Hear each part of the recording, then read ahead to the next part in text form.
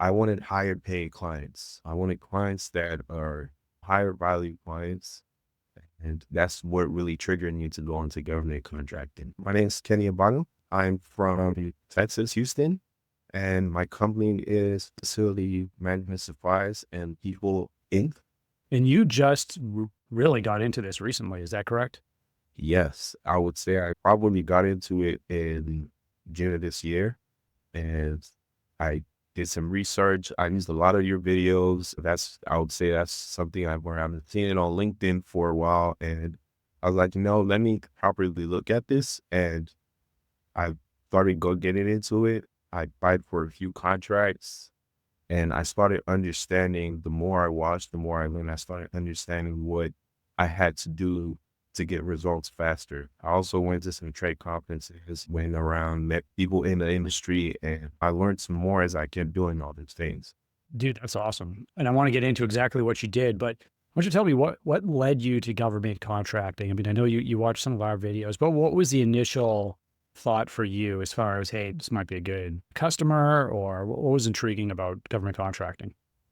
So what I originally was doing at that time is I was doing project management for companies. So software, basically I had an agency, like an agency. So what we do software solutions for these agencies. You help them set up their phone system, set up their accounting system, whatever software they're required to help them run their business more efficiently.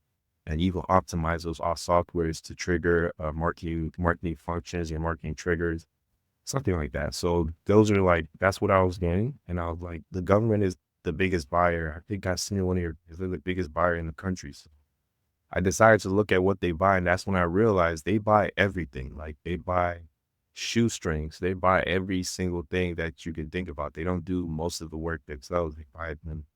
And I realized they also have set asides. So set asides in these things for small businesses. So I was like, no, it's already part of my program to look for new customers.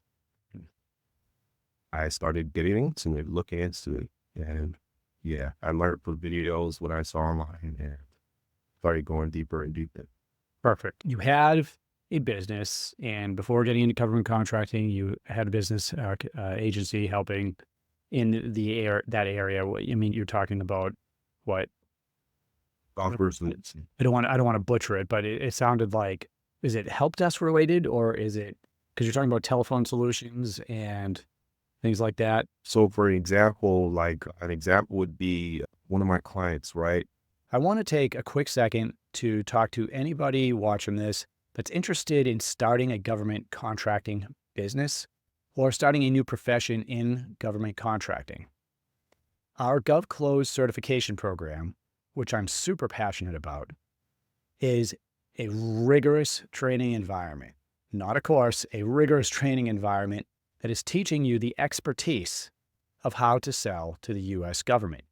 Now, this is based on my background as a former government procurement officer, the work I've done as an account executive and senior account executive selling for big companies, but even more importantly, everything I've learned running a very successful consulting firm and helping over 500 clients sell to the government.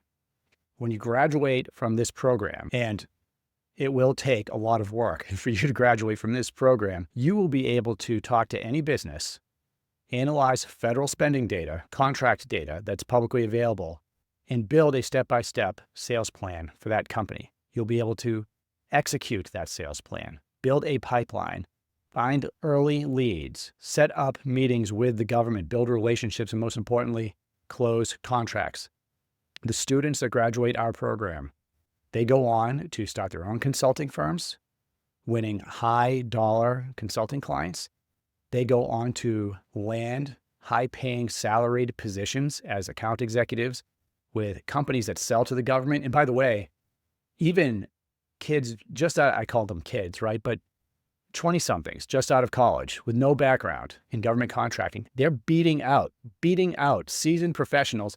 The last one that won a spot for a satellite company won out 50 other applicants because he was able to walk in there after going through our program, after the road mapping and analysis, the only one of all the applicants that could tell that company exactly how the government bought what they sold, the exact offices that bought what they sold, what contract vehicles those offices used, how much they spent, and how to reverse engineer a sales pipeline that could actually land those contracts. Being able to have that expertise talking to a company for a job or a CEO for a consulting position is immense, and very few people can do it. I'm so proud of the people that have gone through our program.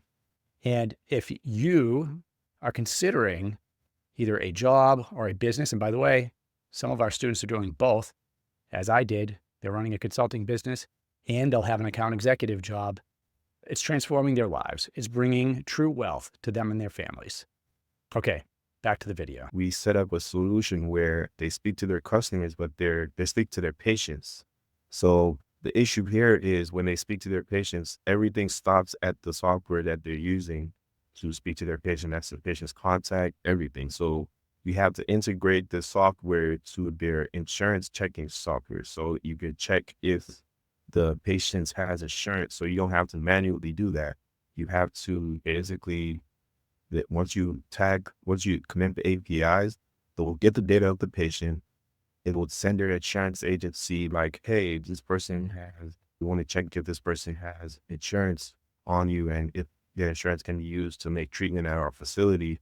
And it will get the feedback within a couple of days. When they get that feedback, the software will send an email because that feedback is at their own discretion. You will know when they give the feedback unless you're checking your email regularly. When you get that email, send it back. That's kind of like an example of what we're doing, basically optimizing your business operations. I got you. I mean, it's more than a communication tool. It essentially, I mean, you're talking about connecting APIs, you're checking insurance, which by the way, seeing if you have medical insurance for different things. I mean, that's got to be a growing industry as the baby boomers are getting older. And I would expect more and more, especially healthcare, anyone healthcare related probably would need something like that. But okay, so you had a great business doing this, you're getting results, and then you already have not only a business, but you already have a sales machine essentially. Like you mentioned, hey, you're already have a process for going out, identifying new customers. Cause I'm a big fan of saying if no matter how good you are at your business, if you're not selling, you don't have a business, right? If you can't your service, if you can't sell a product or solution, then it doesn't matter how good, you have to be able to sell it. And so you have this in place, and now you're looking at different government contracting opportunities. Watch some videos. Let's talk about that. So when did you end up, just starting from the beginning, when did you register in SAM.gov? Was that this year or before? I registered on SAM.gov a long time. Because I think I'm following you since COVID. So initially I had that spark to start it, but I had other things going on. Sure. And business is not as at that point where it was. I remember what really triggered me to do is like, I wanted higher paying clients. I wanted clients that are higher value clients. And that's what really triggered me to go into government contracting. It wasn't just looking for any client, it was looking for higher value clients. Sure. And so this year, and I just want to walk through the process. So you'd already been registered in SAM for a while. You've been listening to our content, maybe some others. And then at some point you decided to get serious about it once business started picking up. Do you have any set asides already? So before you started the actual process of looking for those clients, just to get an idea of, was it just the registration? Did you have any type of set aside? Are you 100% owned by yourself? Is there WOSB involved or anything else? So initially I started by myself. So my company is a software company and I was really looking for software related contracts and it's owned 100% by me. And I didn't really have any luck. I wasn't getting the kind of feedback or I was like, what am I doing wrong? At least sometimes you want to get in to get some feedback. Okay, how was this proposal done? Was it not done correctly? Who the sources sought. I know you preach a lot about that. So I went through that process too. And I just realized like, I'm not getting any traction. Not getting back. So that's when I went to a couple of shows. I went to an expo. I also do some local Texas Smart Private. So like the local state government. So I went to that and I met some friends or I met some people that over there that is a friend of a friend that I've seen before. And he was all right, what are you doing? He told me that's what he does. We eventually sat down and he told me how he does it, how he gets contracts, the whole 360, what's easier to get and what's not easier to get. I already have a process. I have a team. Why don't we do a partnership? And he was like, okay, no problem. We went, we got it together, did a partnership, and that's when we started winning. Because now he kind of gave me, like, he said, first you MRO products, that's what his company does. MRO products are probably the easier ones to win, and they're straightforward. Fine. Can you define MR products for anyone watching that's not familiar? MRO is like maintenance, repair, and operations. So lights in the or something like a remote, something like that. They need 2,000 remotes for something. They need a mouse, 1,000 mouse, or they need phones. I remember we did one with the Texas Water Board, and they needed like 15 iPads. These are kind of things that I would say are MRO products or easier to replace. But MRO essentially are usually like facility products. So lights, light bulbs, um, like cleaning stuff, like the cleaning chemical type of products that we were specialized in. Awesome. And okay, so you teamed up with him. And when you teamed up, was it a joint venture? Was he the prime and you the sub? How was that relationship? So he's the prime, and what we teamed up basically is a joint venture. Actually, he teamed up to basically he has his process. He has where he gets his contracts from. What I was supposed to do was supplement his business because we had the process and system. What I do is what me and my team does is we go around find contracts like they can fulfill within the vendor system. Like they have a list of vendors. What can your vendors do? What can your vendors supply? And we go looking for those contracts and you find, you discuss like, okay, what's the percentage that we're going to bid, like the markup. And yeah, basically that's what we do like on a daily basis. You just probably spend like an hour to 2 hours a day on this. And yeah, that's basically it. Excellent. So that's great. So you partner, and this is really valuable because subcontracting, I think a lot of people either it goes in one ear and right out the other, or maybe they don't take it seriously, right? But the reason, whether it's a joint venture or subcontracting, especially for your first contract or two, like partnering with another business gives you so much of an advantage because A, you're partnering with a business that has past performance, right? They have a process. If they've won multiple contracts, they have a process that works. And it's a great way for you to get experience, right? And kind of start getting your fingers wet and just getting a little bit more experience in the public sector. So you partnered with him, you won your first contract, and it sounds like you're continuing to do this type of thing, right? And it sounds like is it mainly products so far then for facilities, or have there been some other things that you've won? So in the process of us doing this, we've started going into DoD kind of products, well, specific to DoD. So basically any product that is a military related product. I would say we just started this like a month and a half ago, so I can't speak too much on it. But these are products that there are a couple licenses you need to buy, or there are a couple requirements you need to be able to procure this product in the military. I would say that's what we've been getting into recently. So the reason why we're getting into that is because there's less competition. There are a few businesses in it, and it's a good opportunity to partner up with vendors that are in that space. Great. And so up to now, so now you've been doing the process for a while, you've won some contracts. What's your thinking? What would be your positives and negatives that you've experienced so far? I would say the number one thing is your process. I think the more we fine tune your process, the more specific too. Like you have to go specific on specific things. Like when I first started, we were applying for everything. I would not in software, we were applying for everything in terms of software, but like the more you specialize, the more time you have to understand the contract, the more time you have to predict. And also you have to, another thing is like the agencies are going for, like I would say like, so one of the agencies that my team focuses on is the naval shipyard in Irvington, Washington. Mhm. I don't know. I think they're building something there, but I have no idea. But like they pull out contracts every day. Like, and it's like 2 days. They want you to get, they want some replies within 2 days or a day.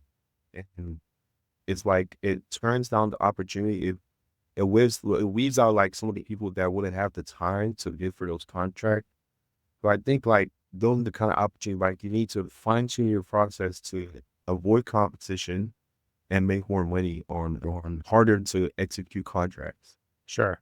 Yeah, no, I think you're right. And especially if we're talking about selling products versus maybe, if you have a consulting firm or you're providing services of some kind, it's important for people to understand because I think a lot of people get the wrong idea when they're like, oh, I'm just going to find a solicitation for anything and then for a product and go buy it at Walmart and sell to the government. Doesn't work that way, right? It often, as you're realizing, it often comes down to price. And it also often comes down to, hey, do you even have the ability to react in a couple of days and provide that to really, because if you win a contract with the government, you're now on the hook to provide that thing or service to the government. It's misleading if you hear someone say something like, oh, hey, I won a $200,000 contract selling golf balls to the government, whatever it is. Okay, well, what was the actual profit margin on that, right? Oh, was it 1%? Did you mess up? And when you read the contract itself, is it 0%? Did you actually lose money on the transaction? So it's incredibly important. And you said this earlier, and I just wanted to restate it maybe in a different way, is that you and your partners already have agreements with manufacturers or people that you're selling for, right? You already have, and what happens when you have those agreements with companies is you have a negotiated rate typically. So they might give you a break on the price, which allows you to squeeze some more profit into the contract. Would you say that is an accurate statement of what you guys are doing? 100%. Yeah.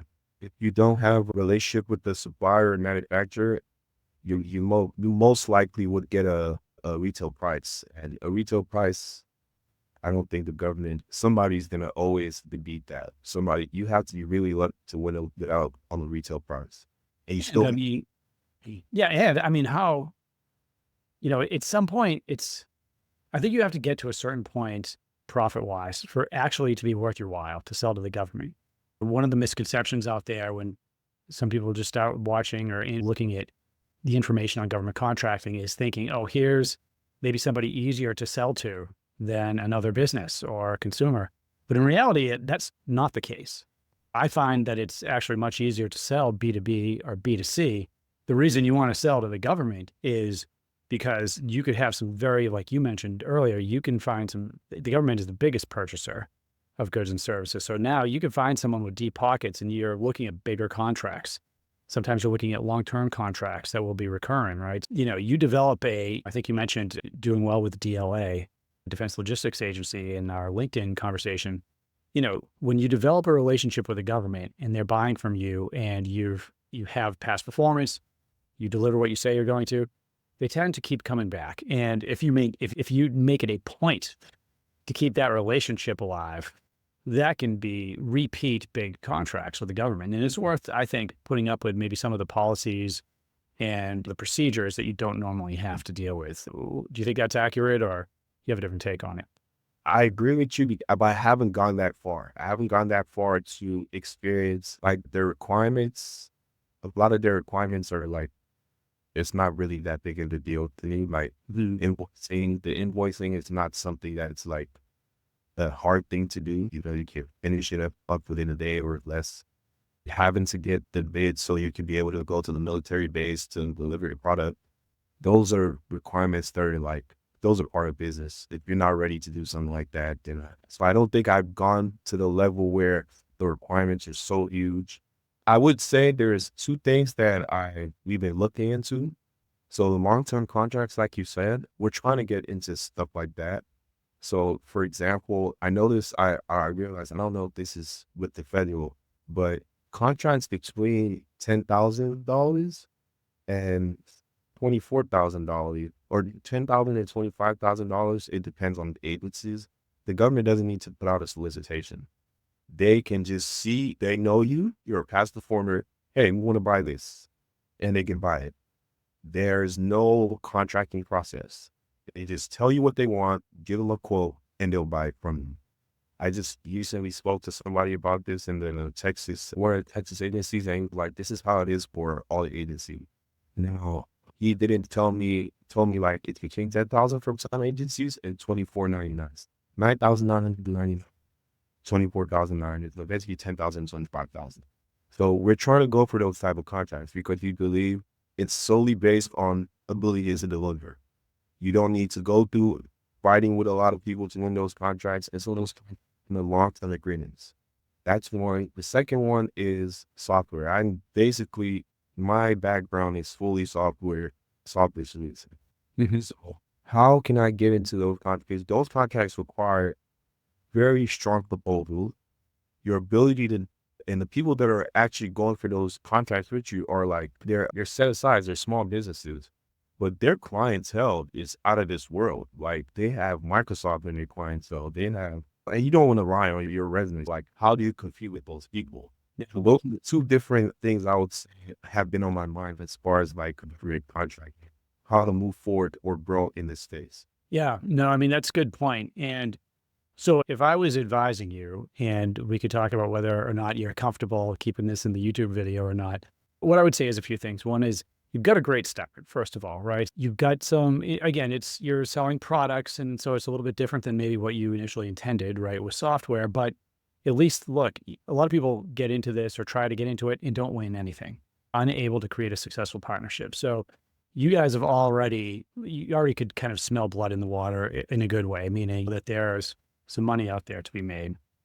Now it's, okay, how do you pivot and do so successfully? And there's a couple things that I would make sure of. One is, I don't know the legal nature of your teaming relationship, but I know there's another company involved. When you partner with somebody, there's an official joint venture that gets filed that you can do. And if you don't have that, are you named in the contracts that you're winning? Is your company named as a subcontractor in there? I would want to make sure that, without getting into like a huge conversation about this, that you are officially receiving past performance, that your company is receiving past performance for some of these. And if you're unsure or you don't know, I would maybe see if your partner would agree to try to win one under your company name, so you have some of that past performance. So that's number one. Number one is, I would want to make sure that you are officially getting some type of past performance in the system registered. Now, you can always message it. You can always message it in your marketing and everything, but again, I would want some of it officially. So now we're talking about something that's not just a little bit different, right? I would ask you a few things. First of all, are you reselling software? Is that the goal? Selling software from other companies that they put together? Are you selling your own software? Okay, that's a question. No, I'm not selling my own software. The type of software we're selling, we're selling a software solution. So we're not selling our own software, we're selling custom software. You want to know what your problem is, and we will basically build a software or build a solution around that software. I have engineers in my team that will build, based on exactly what you want. And yeah, that's what we're doing, custom develop here. The way that I would handle it if I was trying to sell that for you or advise you how to sell it is, I would, first of all, the fact that you have a business that's done this before and you have commercial clients is a big thing, right? And I would try to stick with what you've done already, like something that you could show the government, hey, I've built this. I've built this for maybe these 3 companies, right? So what types of things you mentioned, talked a little bit about the type of things that you're solving, you're connecting with APIs for. I mean, healthcare is, I would imagine you guys had to meet HIPAA requirements potentially if you were connecting with insurance companies. The one stumbling block with software is that the government does have some pretty significant cybersecurity policies. So familiarizing yourself with NIST, looking at, I would not target classified systems in the beginning, anything classified, because for instance, in the Department of Defense, and really with the other agencies as well, if you're building a software that's going to go either on premise, like they're going to host it, or is it going to go into the cloud? That's probably the first thing we need to know. If it's going to go on premise, it needs something called an ATO, which is an approval to operate. If it's going to go in the cloud, what's being asked for more and more often these days is something called FedRAMP, FedRAMP. So I would go to the FedRAMP website, and what's happening is, I want to say there's around 500 companies that are certified. FedRAMP, it's basically a list of cybersecurity parameters that you need to meet to be hosted in like the GovCloud, right? So you have a solution that's going to be hosted there. So depending on where the solution is going to sit may determine if FedRAMP is required. And FedRAMP's not cheap, and so you want to look into those requirements. And I would say you want to see if the government has a need for that solution before you start walking down that road. One of the easier ways, what I would be doing, if you can custom build the software, I would really take a strong look at the SBIR program. Are you familiar with that? I know you've listened to some of our content before, because I think to sell a software solution to the government that will go on a government system, because they're looking so much at things like FedRAMP, the NIST requirements, getting an ATO. Have you ever had one before? If we start with SBIR, now we're talking about something that you're developing that may eventually sit on a government system, but you're typically building it to demo to the government, right? I would go to the sbir.gov site and I would look through the topic areas. But my advice would be for the software thing is check out the SBIR topics and see if there's something there that you could develop through going in a phase one. How this will help you is essentially you're getting paid to modify or develop a unique solution for the government. It doesn't have to have you want to cook in all the cybersecurity requirements, but the bridge to getting onto an actual government system is going to be easier, and there's going to be some grace period there, typically resulting in doing a demo that may be in a contained environment. They're not all the same. They're not all going to be like that, but that would be one piece of advice that I'd give you. And then as far as the other contracts that you mentioned, going after some things between $10,000 and $25,000, I would imagine you have a way of identifying those if they're not coming out on sam.gov, which is great. Are you finding them on Dibs or another system maybe? So we're basically contacting directly to the vendors. So the people that we've sold to before be like, hey, what do you guys have that's a quick need? Because people don't know about this, is not general knowledge. So we contact them and they already do this, but this is the Texas state. I don't know if this is federal, but this is definitely Texas state thing. So we contact them and they tell us, oh, this person is already buying this for us, or this is this person. But the more you build that relationship, the more you're likely to eventually get something. It's no question. I will say that is, all the states are different. With the government, if it's 10,000 or less, that number may have gone up. They can use a government purchase card to make a purchase. Not a big deal. But regardless of that, there's a simplified acquisitions process that the government has. And I've done all of my selling to the government on this side of the aisle, built on relationships just like you're doing. So even for big contracts, $200,000, $300,000, $400,000, exact same way. Hey, Rick, we need 50 licenses. Okay, well, let's figure it out. So this is when I've worked for other companies in sales. So I would say when you have some government contracts on the software side, you can sell like that. It's a very powerful way. Yeah, and then I would start with SBIR maybe, and also potentially look at other transaction authority, because they're both a little bit easier to get onto contract with the government, provided you have the right thing. But we can have a much more in-depth conversation about this at another time. But before I end the call, because I do have a call right now, how can people find you if they want to reach out and talk to you about maybe upcoming contracts or maybe get some advice from you? You can find me on LinkedIn at Ekene Abana. That's basically it. You can find me by my name, Ekene Abana, on LinkedIn. Okay. Company is called pplelabs.com. That's pplelabs.com. And those are the two places I believe that you can easily contact me through. Excellent. Well, what I'll do is I'll leave those links in the show notes. And so anyone will be able to get in touch with you. Hey, thanks for coming on, man. Like, it's really exciting. I know you've just started, but the fact that you're getting some wins and now you're looking at expanding in some other areas, I think it's great. Thank you so much, man. I appreciate the time. The GovClosed certification is generating tremendous results. So 27 years old, you've never worked in government contracting, you've never worked as a consultant, and you just closed your first deal. Is that correct? That's fair. And I've got a couple small projects on the side as well. So definitely probably my best investment I've made all year. It would be my second post on how a cold call landed a 9-figure government contract. My name's Gavin Tice. So my name is Ethan Mart. when I was able to enroll into the GovClosed program, it just exceeded all my expectations and really has provided a lot of valuable learnings and insights that I would not have found on my own. I was able to get a consulting gig with a software company that currently works with the intelligence community.